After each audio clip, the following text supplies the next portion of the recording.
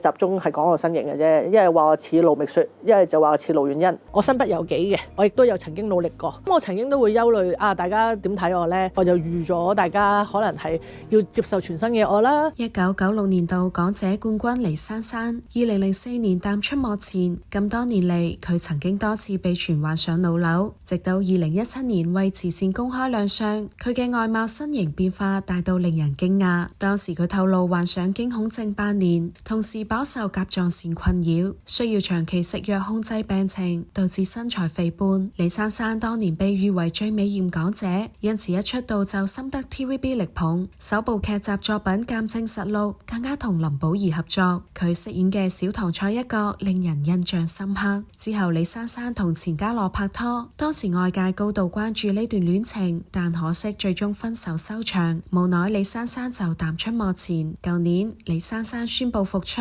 決定以過來人嘅身份勉勵患有驚恐症嘅同路人。不過由於長期食藥嘅影響，有唔少網民驚嘆佢外表嘅變化，甚至嘲諷佢肥腫難辨，但佢選擇淡然面對，一笑置之。日前黎珊珊分享自己尋找患上驚恐症嘅原因，認為問題源自於童年嘅成長。佢表示自己自細就沉迷影視作品嘅世界，現實中缺乏同人相處溝通嘅經驗，到大個之後投身社會加入娛樂圈，亦都從未真正學識點樣表達自己。佢又呼籲家長要重視對小朋友社交能力嘅培養，要仔細教導，勇於表達立場。